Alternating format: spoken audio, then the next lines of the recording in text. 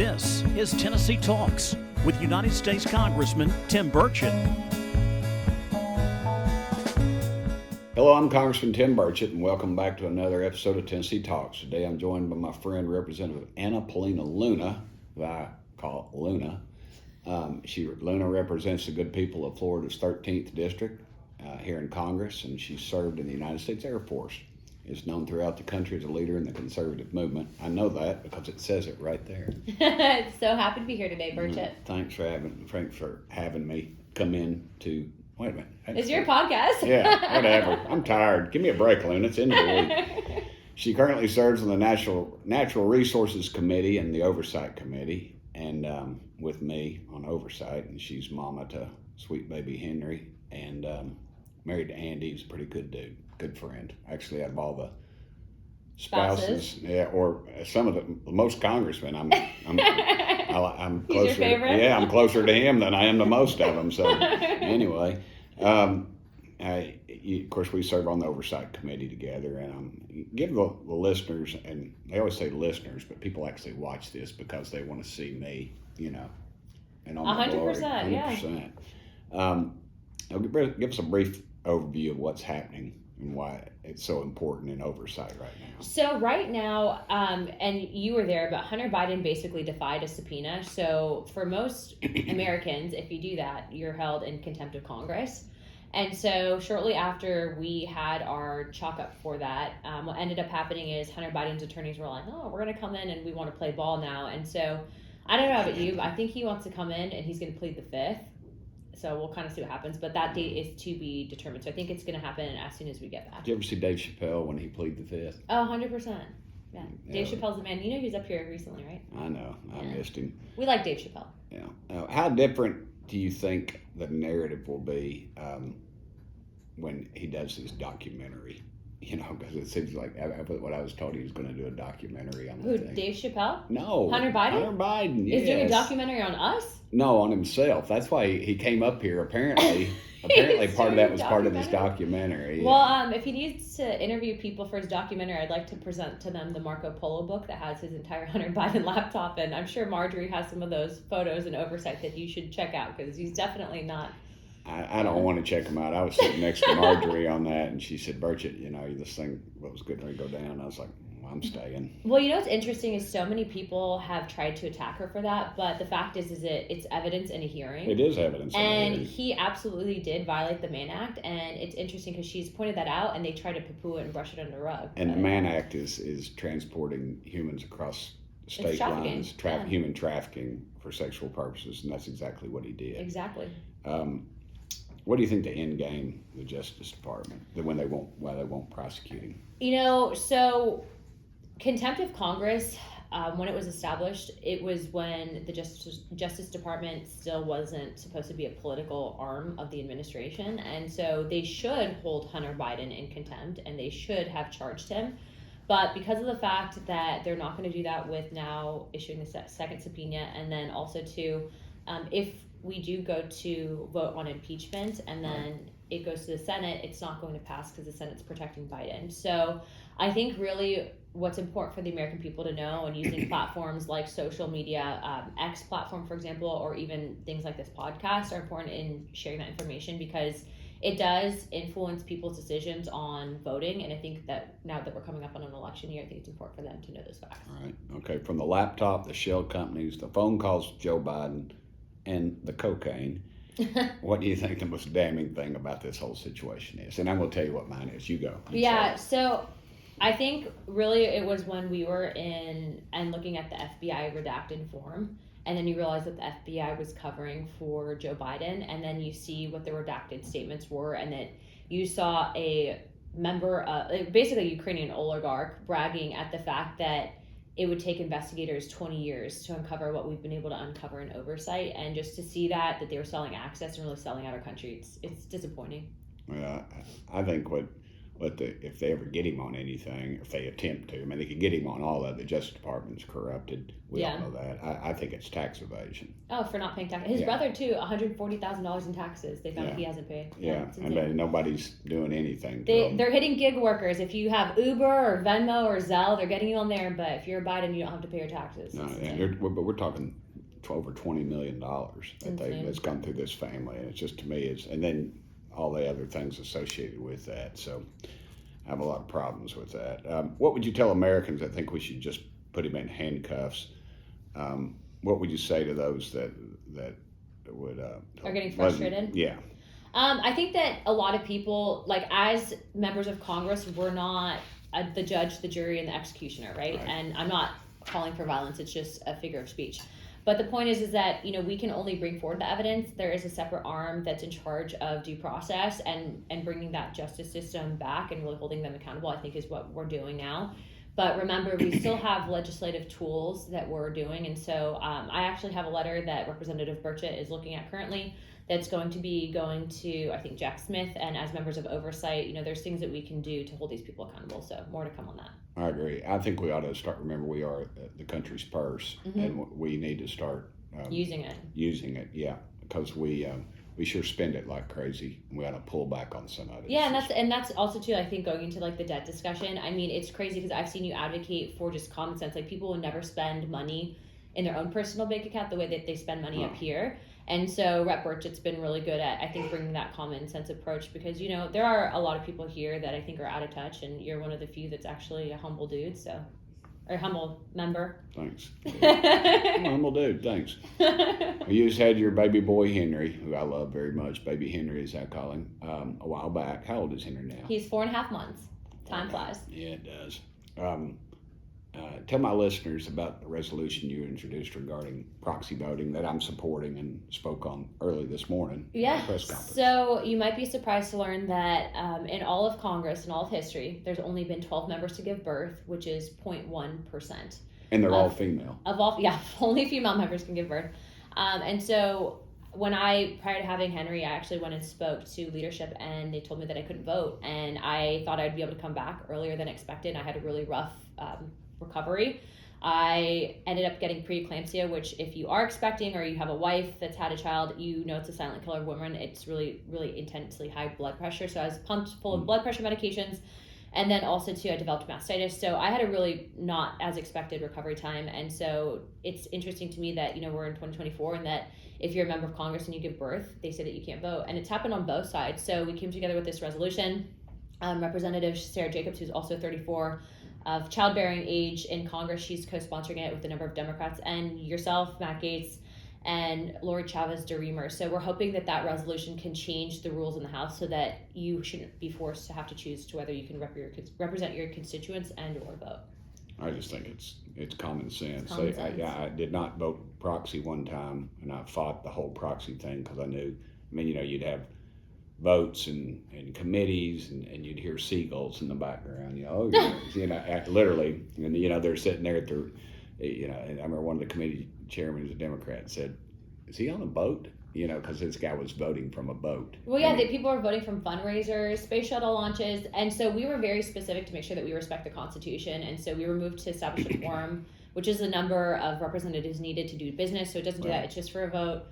So we hope that it passes. I think it should. I hope so, and I hope the Senate takes it up. UAP, UFO, every time we're together or something, and where it's out, I always get a million hits on X or Twitter or whatever. What about this? What about this? What do you think the future is, or where are we going with it? So I'm going to toot your horn here for a minute. So Representative Burchett has been leading out this effort, and when I got into Congress, it's very hard to find a true believer that believes in it for the right reasons, wants to genuinely, I think, bring the truth out there and expose it to the American people. He's one of them, so don't ever doubt that. So much so that, he's ruffled a few feathers up here, and people have kind of put him in their sights. So make sure that you back him, if you know what I mean.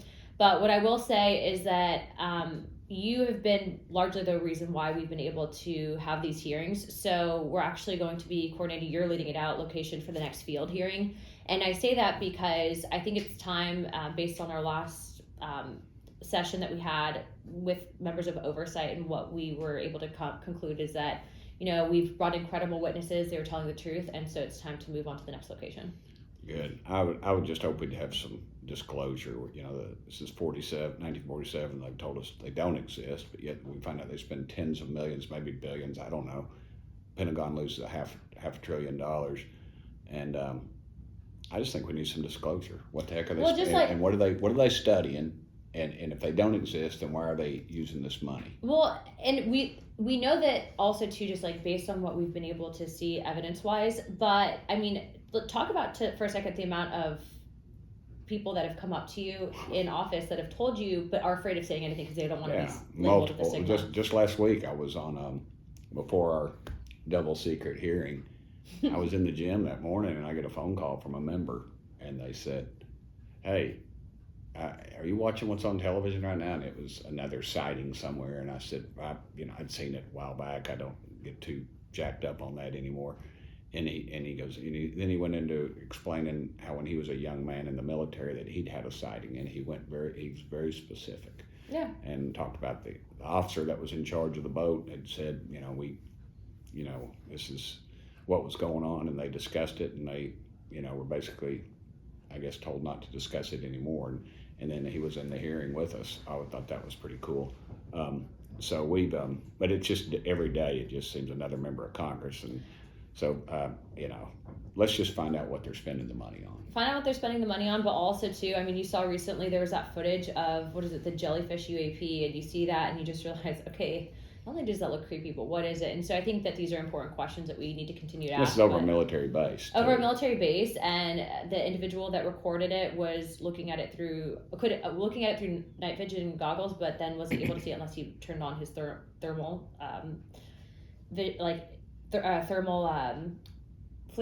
FLIR. Yeah, FLIR. So, I mean, it's been interesting, but I will continue to support you on that effort, and I'm excited because as you're seeing, the more that we're doing these interviews, our group has expanded. So we had 16 members in there last time, so it's pretty good. That's pretty good. Yeah. That's a good start. They try to say we were crazy. Yeah. We already know we are. Let's move to the next one. Hey, this is the part where the people enjoy the most, and I dislike. I need to ask my people to take this out, but you get to ask me anything you want. So you showed me this really cool Honda CB that you were able to restore, but I want to know, how did you get involved in auto work? Because that's kind of like, I mean, you're kind of a nerd if you're able to break that down, put it back together, and do my free time. I have motorcycles. I've always dug motorcycles. That, and I want to know how you got into making skateboards. Okay, well, skateboards cheaper than a psychiatrist. But my daddy was a mechanic, and Daddy was college educated, but he didn't have a lot growing up, so they just fixed everything, and Mama was from the country. And, Daddy he rode, and he painted farm-all tractors, and then when the war broke out, I think he stole a motorcycle on one of the islands and drove it around a little while. But after the war, he just going to raise a little hell, and so he used what's called his mustering out pay. I don't know what that was, a couple of $100. Went down to the Indian dealership there in Clarksville, Tennessee, and bought an Indian still in the crate, as they say. Cool. Brought it home, put it together, and it was seafoam blue. It was been about a 46 or 47 Chief, because the war had just gotten out, and that was my stomach growling. Did you hear that? Yeah, Burchett needs a PB&J. Yeah, I know. I need to get my PB, and I didn't get that already today. But no, and then he drove it around the country, and then raised a little hell on it, and then sold it to buy my mama her wedding ring. So that's so cool. I gave my wife Kelly that wedding ring, and there was a little gold left over on it, and I made a little ring for Isabel too. That's so and cool. So it's my awe moment. But anyway, I know my mom would have thought that's cool. But then when my daddy died, backtrack a little bit. My daddy died, and a good friend of mine named Conrad Schultz, who since died, he's a British motorcycle guy. Didn't like American motorcycles, but some guy brought in an Indian, and he called me and said, "Hey, I got this Indian." And I said, "What?" I went over and looked at it. It was a 47 Indian Chief blue, and I said, "I'll buy it." And so actually, me and my mama bought it. Actually, we'd always go happers on stuff. That's another story. It's just kind of a thing. And then but Daddy would always, like, one time he went to the junkyard and bought a VW engine locked up for, nothing. It was scrap back then. Now they're really collectible.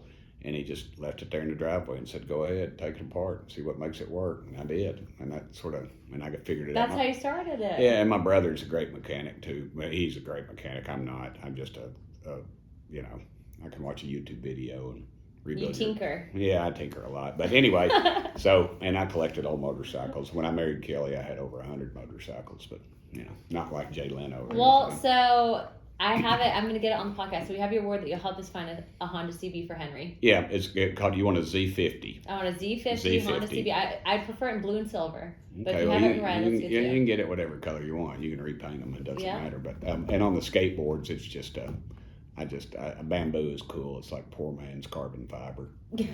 Poor man's carbon. I read it. Yeah, in 1980, I read an article in I'll go real quick. National Geographic.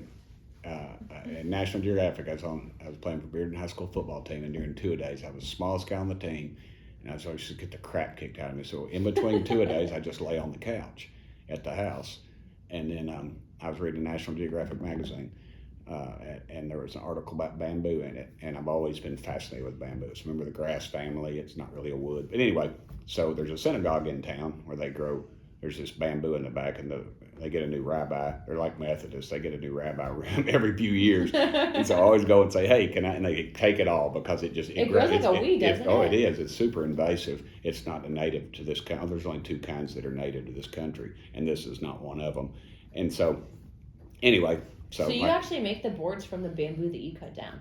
I do, and That's but this latest board I made I'll bring it up. It's off a piece of wood I found on the side of the interstate at one of my exits at Lenore City when I was getting off. And That's awesome. I got a picture. I'll show it to you later. But anyway, I'm finishing it up, and but anyway, that's about it. Well, guys, you heard it here first. Burchett's one of the coolest members of Congress, and he takes heat from our own team on UAP disclosure. So make sure you support him. Yeah, thanks, dude. Appreciate it. Thanks, Luna. And Andy, thank you, brother. And baby Henry's over there. Yeah, they're both here right now. Andy, little Henry's in his little bear suit. Looks really cute. Luna, I want to thank you for joining me today. Thank you for serving our country in uniform. I think that's really cool. At least at my house it is. And continuing to serve the people of Florida here in Washington. And I'm Congressman Tim Burchett. And that's me. I'm the one behind the mic in case you couldn't. I don't know why this beautiful face, they put me behind this microphone. And I want to thank y'all for listening to another episode of Tennessee Talks. Make sure you like, subscribe, and share the podcast. Yeah, what she said. Thanks, guys. Thanks for listening to this episode of Tennessee Talks. Please subscribe to the show on Apple Podcasts, Spotify, or wherever you listen to your podcast. Keep up with Congressman Burchett by following Rep. Tim Burchett on Twitter and Instagram, and Congressman Tim Burchett on Facebook and YouTube.